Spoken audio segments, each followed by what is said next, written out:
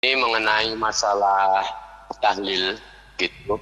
Kalau ada orang meninggal itu kadang-kadang kita minta tahlil. Nah, itu ada hitungan kadang-kadang 1 sampai 7, kadang-kadang ada yang pas 40 hari ataupun 100 hari dan seterusnya. Nah, ini mohon penjelasannya mengenai harinya itu ada 1 sampai 7, 40 hari, apakah benar itu dari, katanya ada yang bilang dari agama Hindu gitu. Nah, ini mohon penjelasannya mengenai harinya itu. Makasih atas jawabannya. Wassalamualaikum warahmatullahi wabarakatuh. Waalaikumsalam warahmatullahi wabarakatuh. Urusan tahlil dalam bahasa fikih adalah ihda'us thawab, menghadiahkan pahala. Dalam bahasa syariat adalah ihda'us thawab, menghadiahkan pahala. Membaca Al-Quran, ada zikir, kemudian kita hadiahkan pahalanya untuk orang meninggal dunia. Ini perbedaan ulama dalam hal ini. Kebanyakan mengatakan nyampe. Dinukil dari Imam Syafi'i tidak nyampe. Tapi dijelaskan oleh muridnya tidak nyampe kalau tidak dialamatkan. Kesimpulannya akan menjadi sepakat bahwasanya menghadiahkan pahala adalah bukan sesuatu yang batil. Hanya permasalahan nyampe atau tidak nyampe. Bukan bid'ah atau tidak bid'ah. Jadi tahlilan itu yang menghadiahkan pahala. Perbedaan antara ulama bukan bid'ah dan bukan bid'ah, akan tapi nyampe atau tidak nyampe. Tapi dilapangkan menjadi bid'ah dan tidak bid'ah. Ini adalah permasalahan yang bahaya sekali ini. Bukan bid'ah dikatakan bid'ah. Baik. Kemudian adapun caranya bebas. Orang bisa membuat cara masing-masing. Selama ini kebaca qul huwallahu ahad, qul binnas, kemudian surat Fatihah, alif lam mim, ayat kursi, amanar rasul. Dihadiahkan untuk meninggal dunia sah. Kalau Anda pengen satu Quran hatam boleh. Intinya amal baik lalu kita hadiahkan pada orang meninggal dunia. Selesai. Hadrinya pun bebas. Hari ini nggak ada harinya orang Hindu, hari orang tidak ada. Hari tanggal pertama hari kita juga. Hari ketiga hari kita punya. Kemudian kok ada kesamaan dengan orang Hindu? Tidak semua kesamaan itu meniru kok. Semua kesamaan tidak bukan berarti meniru. Kita dalam hitungan hari-hari kita ada maknanya kok. 3 hari kita perlu witir 1, 3, 7 itu ada makna. Kalau masalah hari ada, tidak semerta-merta kita niru orang Hindu. Bisa saja itu masalah adat, kebiasaan. 40 hari Sayyidina Musa adalah 40 hari di saat itu. Kisah Sayyidina 40 hari. Jadi masalah hari itu semua milik kita. Adapun tuduhan bahwa orang tahlilan itu niru orang Hindu. Karena di Indonesia dulu masalah Hindu, kita di Hadramut sana juga ada orang hari 3 hari nggak pernah kenal Hindu di sana. Jadi jangan langsung dihubungkan mentang-mentang ada kesamaan. Tidak semua kesamaan itu saling meniru, tidak. Kemudian yang jelas manfaatnya adalah tradisi itu adat. Jadi masalah hari 3, 7, kemudian 40, 100 itu kebiasaan. Jadi untuk silaturahmi lagi itu nggak usah pakai undangan. Jadi langsung hari ketiga. Kalau Anda nggak mau hari ketiga lah, ini kadang-kadang orang mempermasalahkan ini sebetulnya, ini kebetulan kita menulis masalah ihda'us thawab atau tahlil, bisa dibaca dan bisa disebar bahwasanya orang-orang yang hanya ingin mencari kesalahan.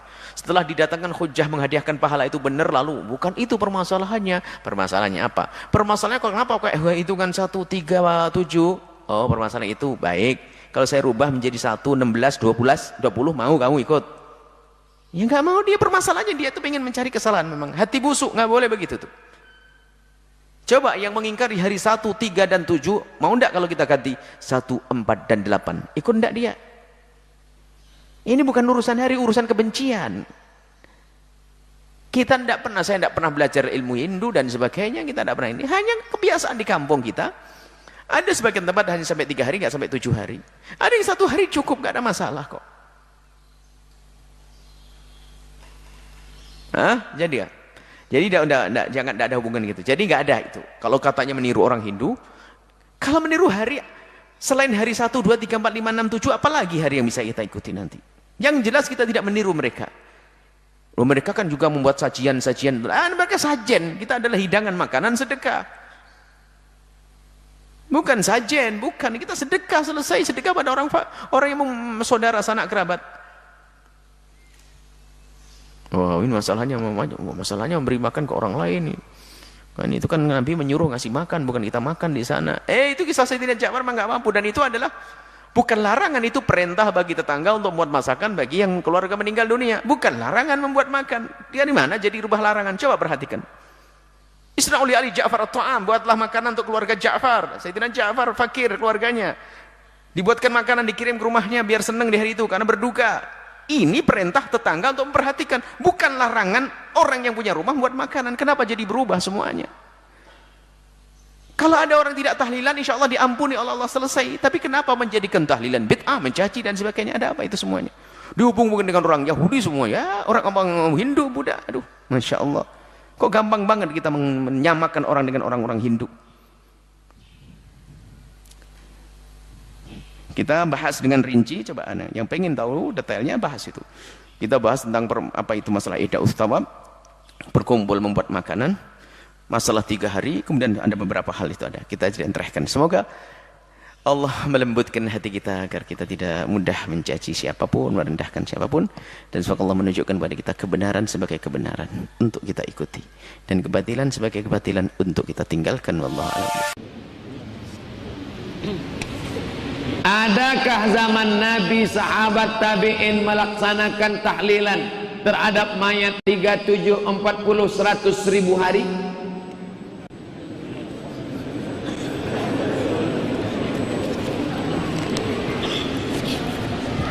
Abu Hurairah sebelum tidur malam maka dia memetik tali yang dia simpul 2000 simpul alfa uqdah, 2000 simpul.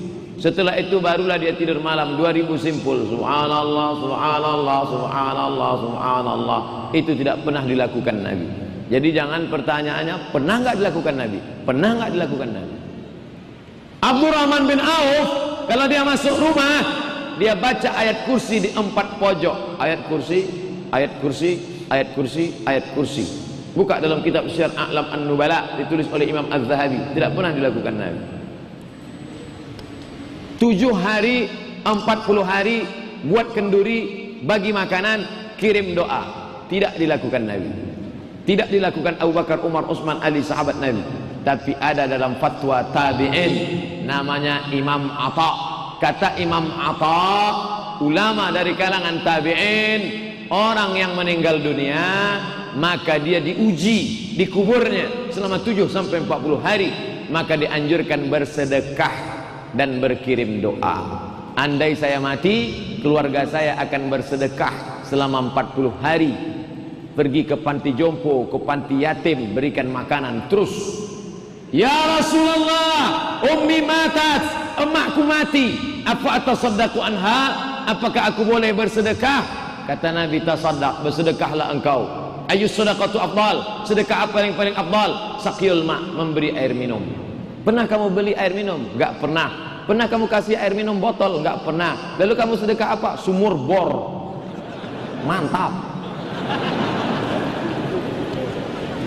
Nah, tapi jangan sampai gara-gara tradisi ini yang miskin, yang susah sampai ngutang bubur kacang hijau. Sudah jatuh ditimba tangga, diterkam kucing.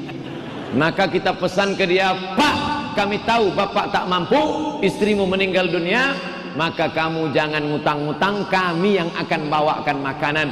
Karena kata Nabi, isna'u ta'aman li ali Ja'far. Ja'far sudah mati, meninggal, buatkan makanan untuk keluarganya karena dia sudah susah. Tapi bagi yang kaya, kebun sawitnya lebar, ada tambak udangnya, ada tambang batu baranya, dia mau bersedekah, silakan. Yang takut makan, ada kata sambutan dari ahli waris. Bapak ibu sekalian, ini makanan yang ada ini bukan harta utang, bukan pinjaman, bukan warisan bapak kami, ini murni sedekah saya, anaknya yang kaya. Apa kalian tak tahu bahwa saya ini kaya? Ha?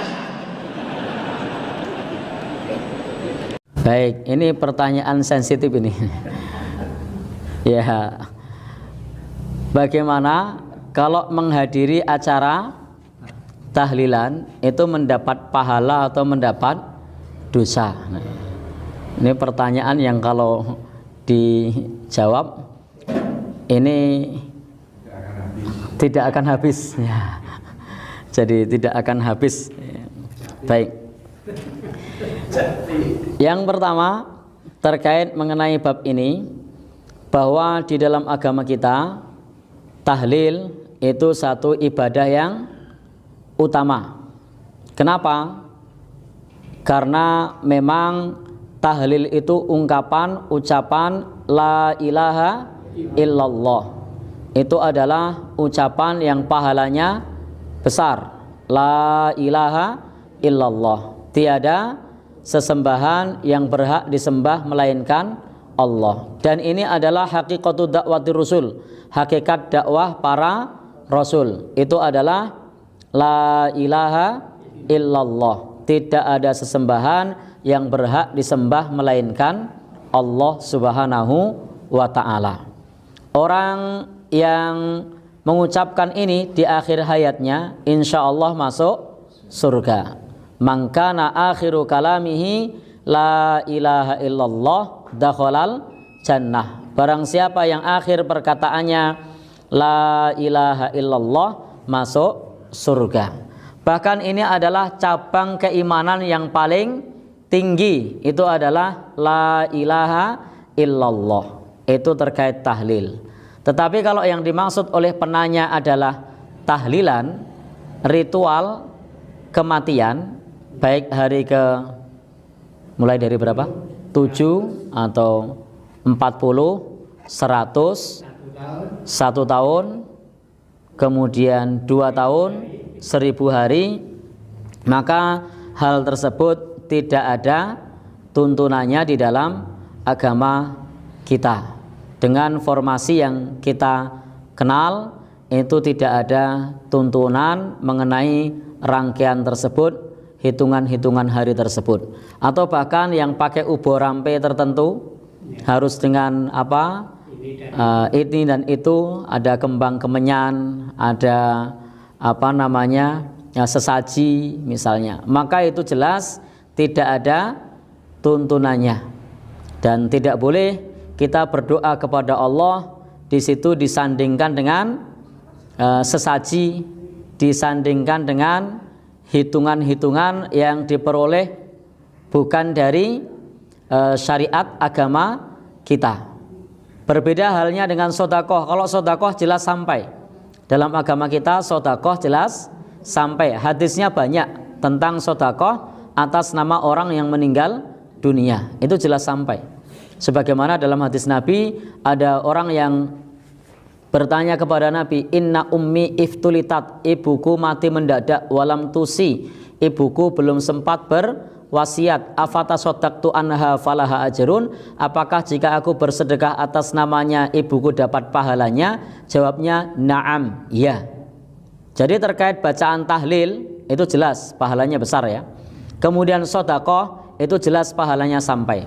Tetapi rangkaian yang semacam yang kita kenal dengan hitungan-hitungan yang ada, dengan ubo rampe, sesaji dan serono-serono yang ada, itu tidak kita kenal di dalam agama kita, dan itu jelas tidak sampai.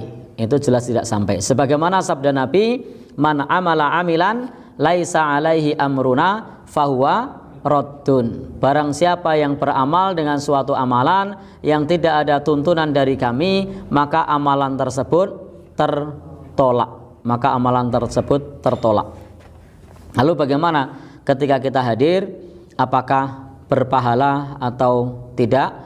Konsepnya adalah ketika kita melihat hal yang semacam itu, kita bukan hakim untuk menghakimi dia berdosa atau berpahala. Karena dosa dan pahala itu urusan Allah subhanahu wa ta'ala. Konsepnya kita adalah kalau amal itu ada tuntunannya, kerjakan. Kalau tidak ada tuntunannya, tinggalkan. Karena perintahnya adalah kita diminta untuk ittiba kepada tuntunan Rasulullah Shallallahu Alaihi Wasallam. Dan kalau kemudian ada saudara kita yang menghadiri acara semacam itu, maka berikanlah udzur. Berikanlah udzur. Bisa jadi belum tahu, atau bisa jadi ada pertimbangan manfaat dan mudorot. Khawatir dikucilkan misalnya, atau khawatir dibully misalnya. Ada pertimbangan menghindari mudorot misalnya. Jadi kita tidak boleh menghakimi saudara kita dengan dosa, menghakimi saudara kita dengan neraka.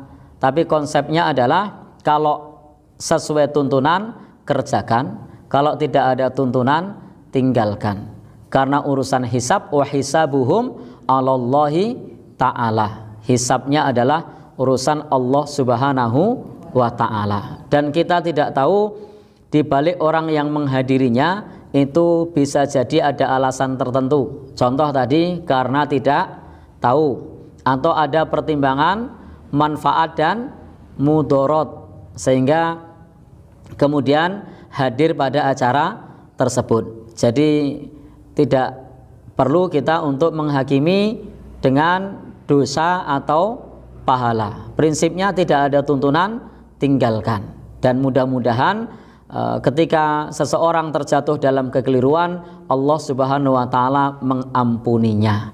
Dan hendaknya kita terhadap orang yang berbeda pandangan dengan kita, hendaknya kita tidak perlu untuk kemudian menghakimi dengan dosa, menghakimi dengan neraka. Artinya apa? Kita punya sudut pandang, saudara kita punya sudut pandang yang lain. Dalam pandangan kita bahwa acara semacam itu tidak ada tuntunannya dan tidak perlu kita amalkan. Adapun saudara kita yang punya pandangan yang lain, maka konsepnya adalah kita tidak menghakimi, tetapi kita mengamalkan sesuai dengan yang kita yakini. Yang kita yakini yang seperti itu tidak ada tuntunannya. Wallahu a'lam bishawab.